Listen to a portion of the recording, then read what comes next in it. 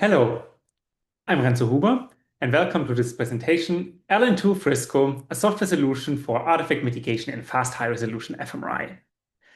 And I have no financial interest to disclose with respect to this presentation. I work in the field of high-resolution fMRI method development, and in my field, we usually work with data like this. They are acquired at 7 Tesla. This is EPI, so it's very, very fast, and we like it at these resolutions because we have multiple voxels across cortical depth, allowing us to do laminar imaging. But on top of that, you see these individual voxels being very, very dark here, so you can see the effect of the vessels quite nicely. While this is all pretty cool, you see immediately that it's EPI, it's not flash, because there are artifacts. And some of those artifacts are these low spatial frequency shading patterns that are coming from mechanical inductive coupling of the gradients with the third order shims. But then also we have these edge ghosts over here, these dark voxels forming a line that are coming from uncorrected residual short-term eddy currents. And on top of that, we have these interference patterns over here, these wave patterns that are coming from imperfect shimming. And you can see these artifacts much, much clearer when you reverse the read polarity, not the phase polarity like you do for distortion correction, but the read polarity, because then everything that was dark before becomes bright and everything that was bright before becomes dark, and these little wavy patterns become exactly opposite. So these artifacts here, they are quite limiting for high resolution fMRI, specifically as you go to, for example, fast imaging. So as you increase Grappa further and further, these artifacts are amplified. Grappa is very, very sensitive to these phase errors and makes them much stronger. But also as you go lower and lower into the brain, it's quite okay still in the upper slices, then there are first indications somewhere in the center, and it really gets unusable as you go to the bottom part of the brain. So in this abstract, we would like to use this dual polarity approach to convert these artifact-affected images to nice and clean artifact-free images. And I would like to explain how this works by looking at these EPI phase evolution graphs. So as you go through K-space back and forth and back and forth and back and forth, you do see how any kind of phase error accumulates throughout this relatively long echo trains that we are dealing with in EPI. And in the center of the K-space, this is not as bad. This is a linear evolution of this phase offset. Basically, it's just an unwanted gradient that is quote unquote just a distortion that we know how to deal with, but it's becoming more problematic in the periphery of K-space. For example, here, as we are turning around, we don't have phase evolution, but as we go to the next line, we have two echo spacings later, much more phase errors. So we have these odd even jumps over here. So not only distortions, but also Nyquist ghosting of this distortion. And this is becoming more problematic as we are doing ramp sampling with these short-term eddy currents, where we have these little bumps over here. So depending on the spatial frequency you're interested in, we're having these ghostings, interference patterns. And we can follow the literature to try to account for those by doing a dual polarity EPI approach, basically reversing the read polarity, where we now have the identical off resonance effects, but with the opposing sign, these artifacts are completely different, 180-degree phase shifted. So if you would imagine taking all the red lines over here, forming one image, and taking all the blue lines, forming another image, you would get nice and smooth phase evolutions without those artifacts. And the nice thing about FFT is that you don't really need to resort K-space lines here. You can directly do this in image space as well, because the sum of those two images is the same as the sum of those two images. And this is actually done in structural EPI imaging and quite a bit and effectively. So now in this abstract, we are trying to use this framework and extend it to the time domain, fMRI.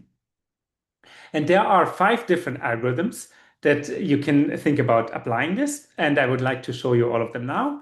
The first method would be basically an alternating polarity approach, where we are acquiring every other TR with an opposing polarity, positive, negative, positive, negative.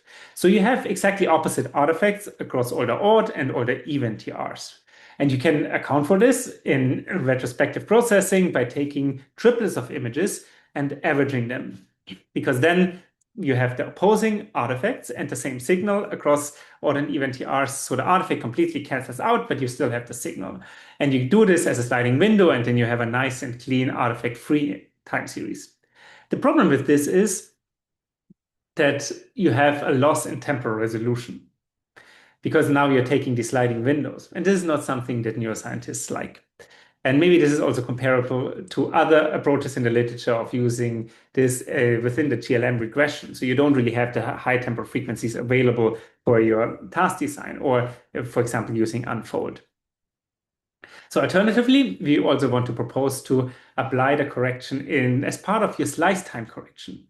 And this is regularly done for 2D EPI, but you can also do this in 3D EPI, where we usually play out the triggers at the excitation pulse, whereas the power of the functional sensitivity is coming half the TR later when we acquire the K-space center. So basically doing a volume time correction to some degree, where we are estimating the time right between the two triggers, where we have opposing artifacts, but the same signal. And then we have a nice and clean time series by just estimating the signal between the different TRs.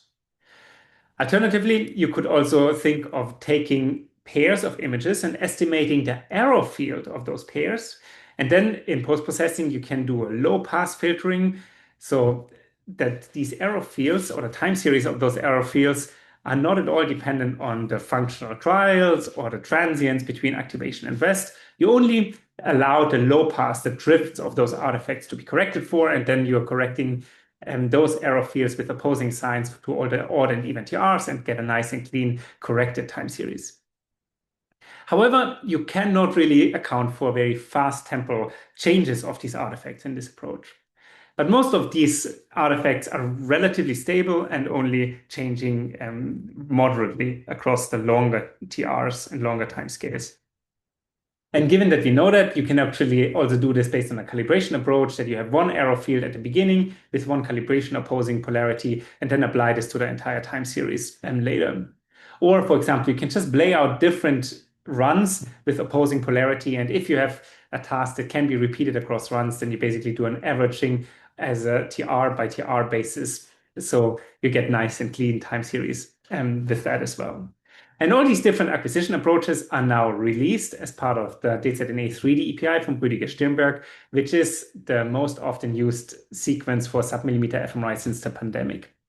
All the post-processing algorithms are included in the latest release from Laney, specifically the version 2.10 and higher.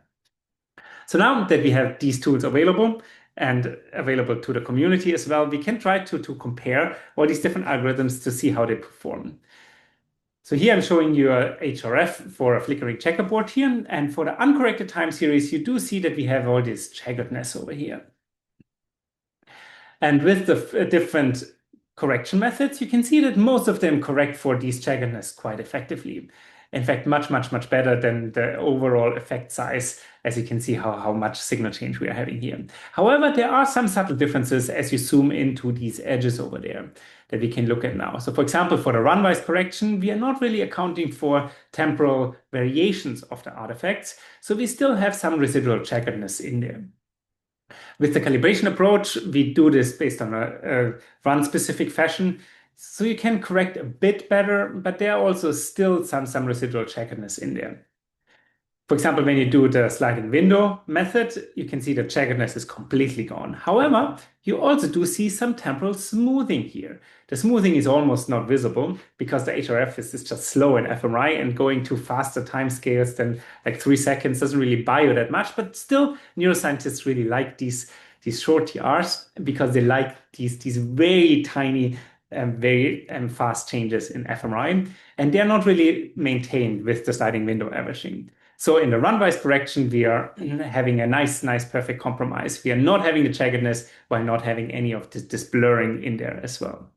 And when you look at the detection power here for a 6-minute experiment for these different correction methods, you can see for whole brain layer fMRI that the runwise and the calibration methods, they do detect activity, but not as much as the sliding window or the slice time correction, while the sliding window has this temporal smoothing in there. So we believe that the slice time correction is the approach that makes sense to be applied in all the application studies. And I would like to show you a few applications here.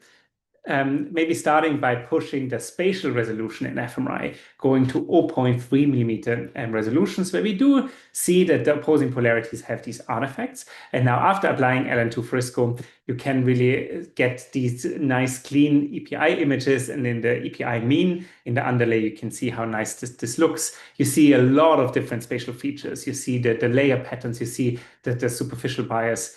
And as I'm also talking about more in another presentation here.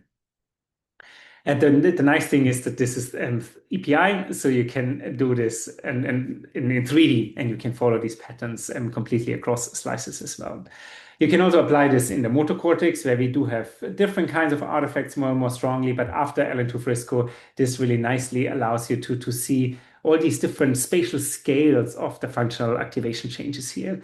We have 6 different spatial scales. So you have the big vessels in the range of the centimeters. You have these leptomeningeal vessels in the range of millimeters. You have these very small pile vessels here in the range of a few hundred micrometers. But importantly, also you have these little stripy patterns over here, the diving veins, and that you also see in the underlay a bit as dark stripes. Until we get to the spatial scale that we actually care about, the weakest of all of them, namely these tiny indications of these laminar patterns over here. And then also in this case, you can follow this quite nicely in 3D as well, as you can go through back and forth the different slices here. And because it's 3D and EPI, you can also look at this in the surface view. So when you take the EPI and invert the contrast to make anything that's dark bright, you can take EPI here, whole brain EPI for reference, to really follow the large vessels as well. And you can see how the activity follows this large vessel. You can take this for segmentation to then also follow the activity and see which vessel this is referring to, basically seeing which vessel is connected to the brainstem. Is it an artery or a vein? So that you basically have a good idea of where these pile biases are coming from, as explained also from Alessandra's talk. You can apply LN2 Frisco not only for high spatial resolutions, but also for high temporal resolutions here. At regular spatial resolutions, you can use this to push TRs down to 90 milliseconds. And so you're getting 2,000 measurements in just 3 minutes. However, we need to deal with these artifacts that LN Frisco does very effectively to get these conventional resting state networks over here.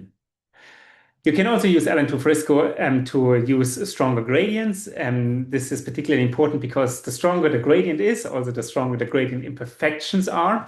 And for whole brain layer-dependent fMRI, here switching between the polarities, LN2 Frisco has been quite effective to obtain these beautiful bold data and also vaso data within a single inversion recovery period, and to do whole brain layer-dependent fMRI. And last but not least, EPI artifacts are not only relevant for time series, but also for structural imaging, for example, with respect to Faruk mesovein protocols that are sometimes limited by those artifacts as well, and to see all the vessels that I already showed you to some degree, and specifically also these intracortical vessels as they are following from the macro vessels down to the intracortical space. So in conclusion, I'm showing you a software approach, LN2 Frisco, that can turn these ugly artifact compromised EPI data into nice, clean, artifact-free images, which allows us to push spatial and temporal resolutions further and further. And with this, I thank all my colleagues and I thank you for your attention.